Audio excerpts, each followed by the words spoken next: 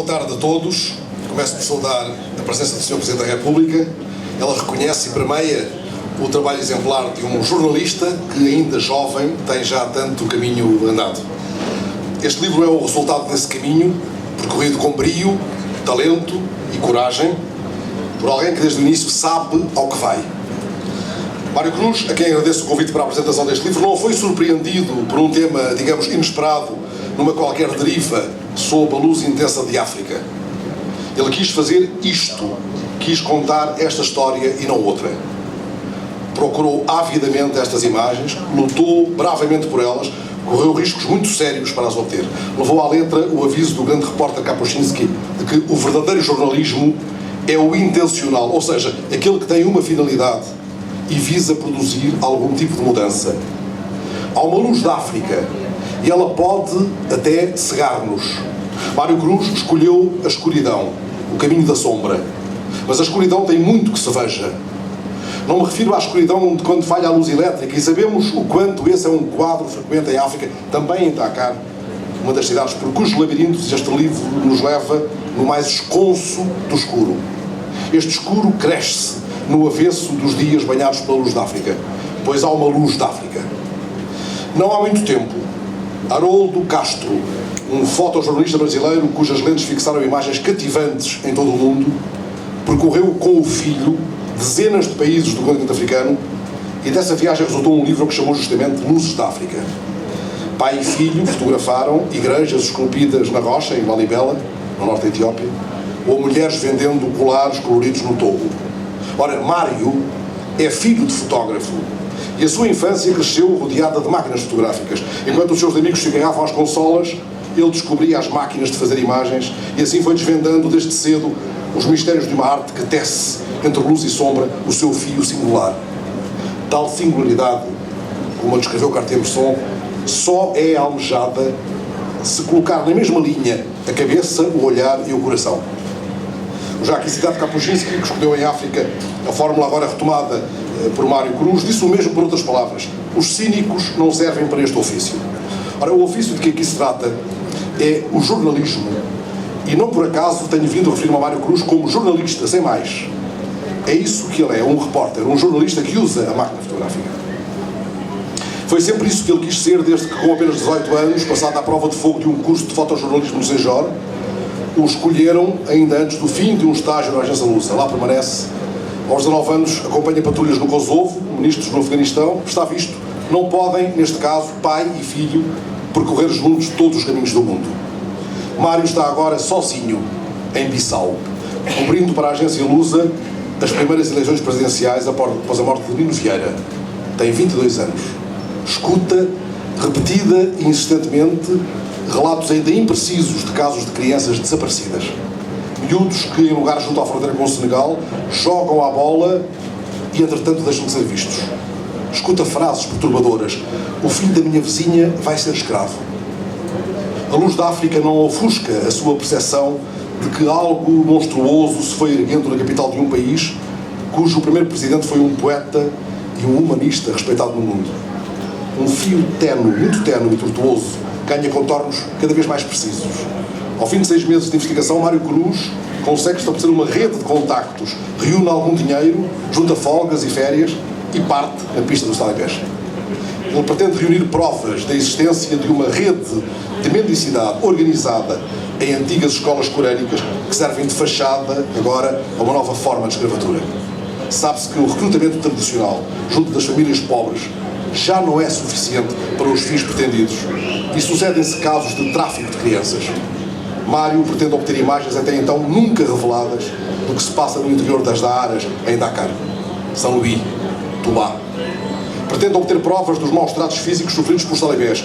As crianças com idades compreendidas entre os 5 e os 15 anos, muitas vezes entregues pelas famílias aos marabus, os professores, na verdade, organizadores de uma vasta teia de escravatura infantil. Noutros casos são crianças raptadas em países vizinhos, principalmente no norte da Guiné-Bissau. Calcula-se que 50 mil talibés tenham sido apanhados nesta vasta teia. Eles vagueiam pelas ruas, obrigados a praticar a mendicidade 8 horas por dia, assim enriquecendo os marabus que os submetem a maus estados físicos, incluindo violações, e muitas vezes os mantêm acorrentados no interior das Daaras. Esta é uma realidade da qual se tinha um conhecimento apenas difuso. Não havia imagens que comprovassem a escala do terror que permite manter uma poderosa máquina de enriquecimento sustentada justamente na escravatura infantil. Um jornalista senegalês tinha conseguido fotografar com um telemóvel o interior de uma destas ditas escolas corânicas, mas teve o descuido de assinar a reportagem, cortaram-lhe as mãos. É conhecido um outro caso de um repórter da televisão dos Estados Unidos que tenta há 3 anos, sem sucesso, imagens do interior das Daaras. Mário Cruz nos dirá como conseguiu saltar o muro e avançar por dentro do escuro, e nos dirá o modo como, através de uma ONG local, estabeleceu, um certo dia, um acordo com os responsáveis de uma Daara e quais os limites que lhe foram impostos e porque decidiu ir além desses limites. É que a escuridão tem muito que se veja. Talvez ele nos conte, nesse caso, o que sentiu quando viu chicotear crianças que se enganaram ao ler uma passagem do Corão.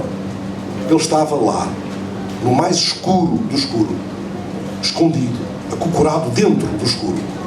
Teve de engolir a fúria para fotografar a punição seguinte. E teve de apertar a mão que usou o chicote. E teve de esconder as imagens mais cruas, aquelas que os seus olhos não teriam querido ver. E não teriam podido ver. Ele vos dirá como o fez. E como encheu os cartões com imagens da normalidade urbana sob a intensa luz da África, ou quando o sol declinava nas praias da ilha de Goré, de onde outrora partiram escravos em navios tumbeiros, agora tão procurada pelos turistas. Ouso pensar que Mário se perdeu da luz da África nas longas horas de espera numa pensão miserável nos arredores de Dakar. Era ali que ele esperava um sinal, uma palavra capaz de iluminar o seu caminho no escuro. Muitas vezes tinha de pôr uma toalha na frincha da porta para evitar que as baratas entrassem. Chegava à pensão depois de fotografar as crianças que dormiam amontoadas no chão de uma Daara e não tinha com quem desabafar. Absolutamente sozinho. Não deveria confiar sequer na própria sombra, sabendo que tinha em seu poder imagens que o poderiam condenar à morte.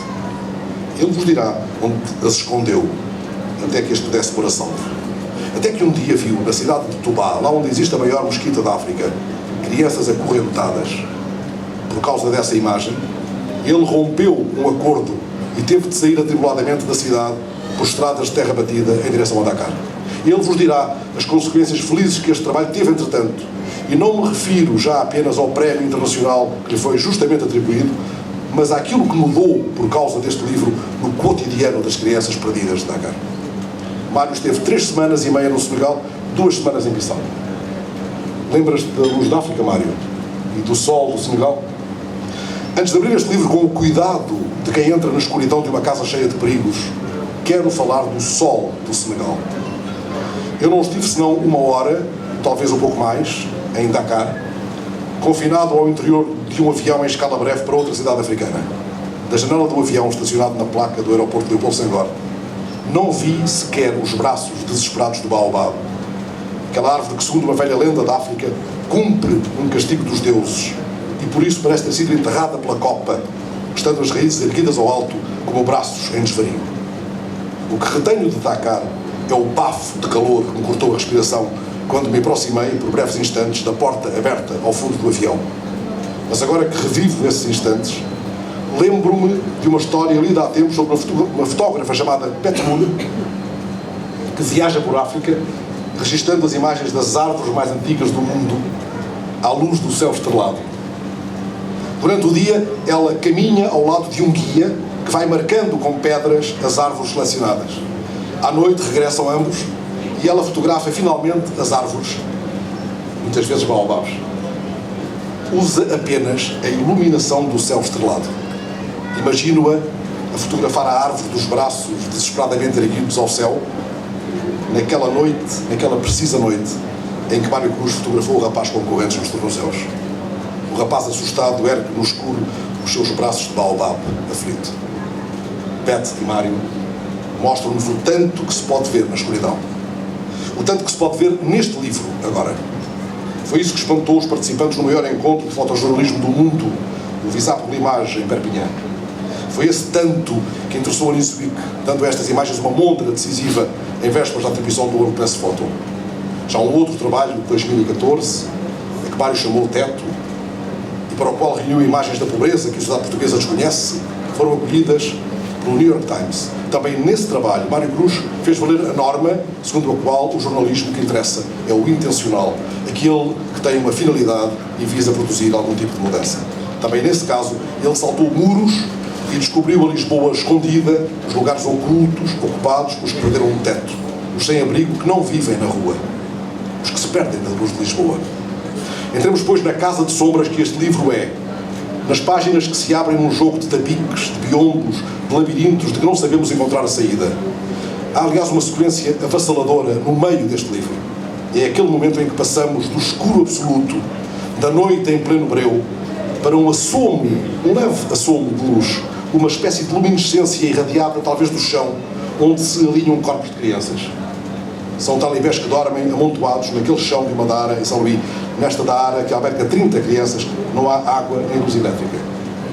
No livro há um lá fora não menos claustrofóbico, não menos sombrio. Uma espécie de névoa envolve os meninos sonâmbulos junto à ponte de São Luís, ou os que vasculham nas lixeiras a outra face da mesma moeda, ou os talibés que vagueiam pelo cemitério onde muitos dos seus companheiros de cativeiro e de mendicidade estão já sepultados. É muito escuro cá dentro do livro. Não apenas na página de onde um talibé cego parece fitar-nos com os olhos de onde o sol de Dakar foi engolido para sempre pelo mar. Por vezes, temos de habituar os olhos ao escuro que habita este livro, tal como Mário Cruz habituou os olhos ao que o escuro das Daaras lhe ia revelando. Mário espera, pacientemente espera, escondido, anichado tão perto do sono dos talibés. Já lá está sem que o tenham visto chegar, quando são acordados para a leitura do Corão, quando choram ao recitar o Corão, talvez por pressentirem o chicote que lá vem do castigo. Não se apercebem da sua presença, mas ele vai transportar o que o escuro oculta. Está ali para resgatar o fogo de uma verdade escondida. Não é Prometeu, nem pretende provocar a ira dos deuses, no seu olhar queima aqueles que em nome de um Deus ausente erguem códigos de desonra. O seu não é o olhar de um anjo vingador, mas o de um anjo da guarda no escuro, se pode dizer assim. Um olhar que nunca abdica do pudor. Terá o talibé cego tateado aquela tábua de caligrafia vagamente iluminada que a alguns nos é revelada por Mário Cruz? Chegado a essa página, lembrei-me do cego estrelinho de uma das histórias abençoadas do Miyakoto. Ele não fazia cerimónia no viver. O sempre lhe era pouco e o tudo insuficiente. Ele dizia, tenho de viver já, se não esqueço-me.